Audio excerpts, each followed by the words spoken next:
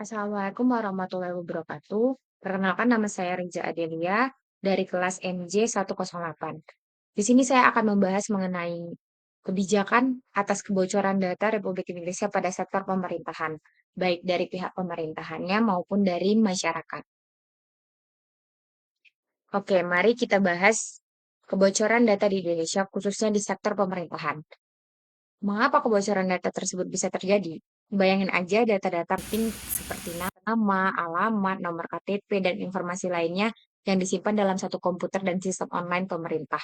Jika sistem ini tidak dijaga dengan baik, orang yang tidak bertanggung jawab seperti hacker itu bisa aja mencuri dan masuk ngambil data kita. Menurut dokumen panduan menghadapi data breach yang dirilis BSSN, kebocoran data itu bisa terjadi karena sejumlah faktor, yaitu ada 4. Yang pertama itu bisa karena pencurian atau hilangnya perangkat penyimpanan data. Yang kedua, peretasan atau akses ilegal yang terdapat di sistem penyimpanan data. Yang ketiga, pemberian akses atau data secara sengaja dan tidak sengaja oleh anggota atau pegawai suatu organisasi atau lembaga karena penipuan digital. Dan yang terakhir, yang keempat, yaitu tidak memadainya sistem keamanan digital. Oke. Selanjutnya, apa sih dampak dari kebocoran data ini? Terdapat beberapa dampak dari kebocoran data ini, yaitu yang pertama ada pencurian identitas. Data yang bocor ini bisa digunakan untuk membuat identitas baru, palsu, dan melakukan tindakan kejahatan atas nama orang lain. Dan yang kedua itu penipuan keuangan, di mana informasi rekening bank atau kartu kredit itu bisa aja disalahgunakan untuk mencuri uang dan kejahatan lainnya. Yang ketiga, kerugian finansial dan reputasi. Instansi pemerintah sendiri bisa kehilangan uang dan kepercayaan publik karena tidak bisa menjaga reputasinya. Dan yang terakhir itu ada gangguan layanan publik, di mana sistem yang diretas bisa lumpuh dan mengganggu pelayanan kepada masyarakat. Kebocoran data di Indonesia, terutama yang berasal dari sektor pemerintahan, itu merupakan masalah yang serius, yang memerlukan tindakan yang komprehensif dari berbagai pihak.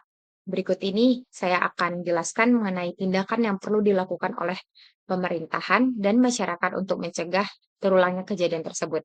Yang pertama yaitu tindakan yang harus dilakukan oleh pemerintahan, yaitu ada penguatan sistem keamanan cyber yang terdiri atas beberapa juga. Yang pertama itu audit keamanan rutin, di mana melakukan audit keamanan cyber secara berkala dan menyeluruh terhadap semua sistem dan infrastruktur TI yang digunakan oleh instansi pemerintah.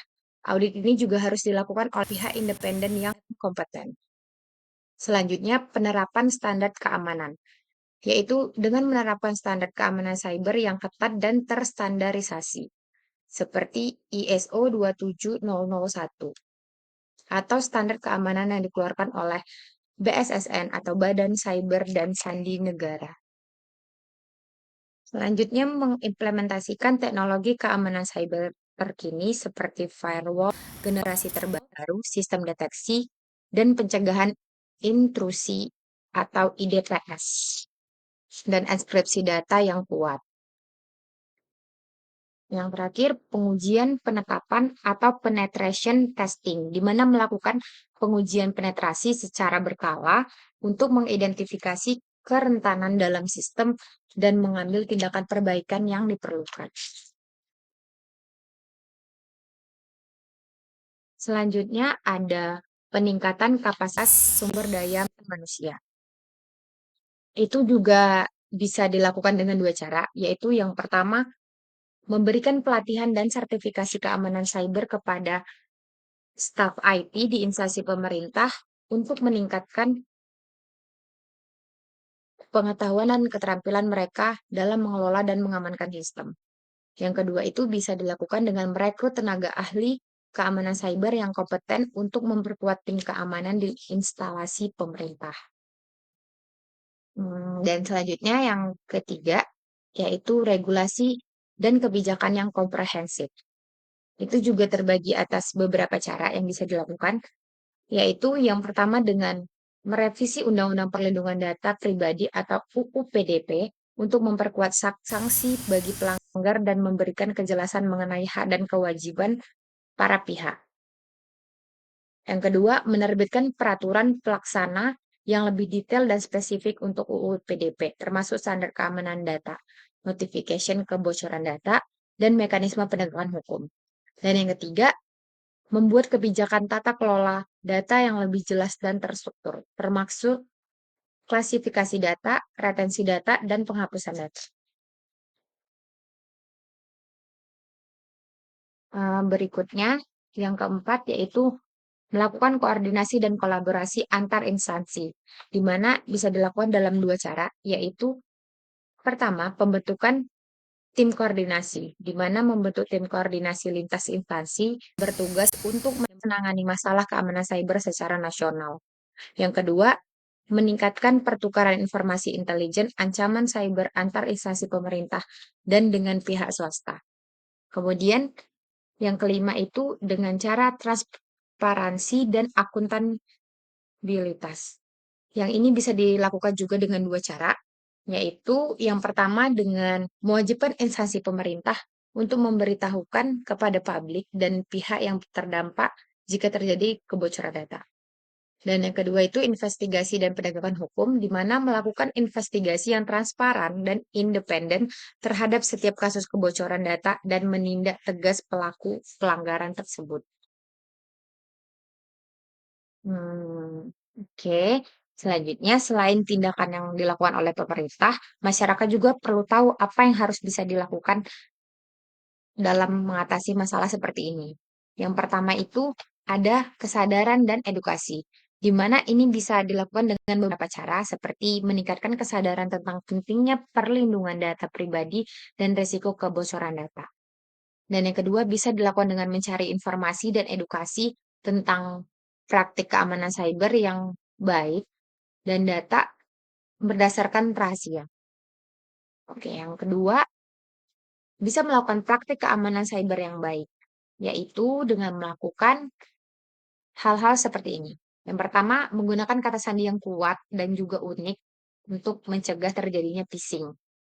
Dan yang kedua, berhati-hati terhadap phishing. Yang ketiga, memperbarui sistem operasi, aplikasi, dan perangkat lunak keamanan secara teratur. Yang keempat, mengaktifkan autentifikasi dua faktor untuk akun-akun penting. Dan yang kelima, berhati-hati dalam membagikan informasi. Kemudian selanjutnya, yang bisa dilakukan oleh masyarakat, yaitu melaporkan dugaan kebocoran data.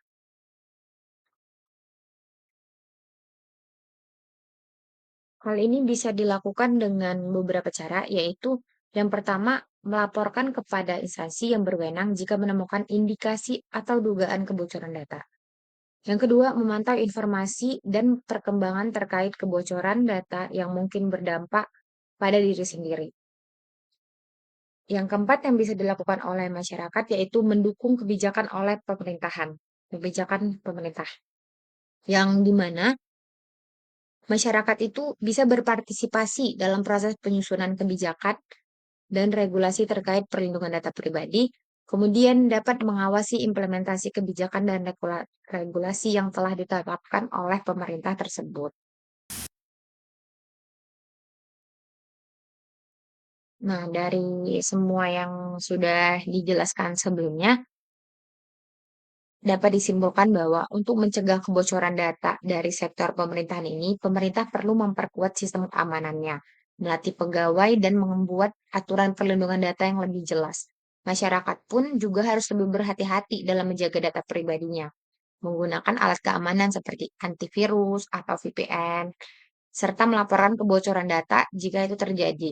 Kerjasama antara pemerintah dan masyarakat ini sangat penting untuk menciptakan lingkungan digital yang lebih aman.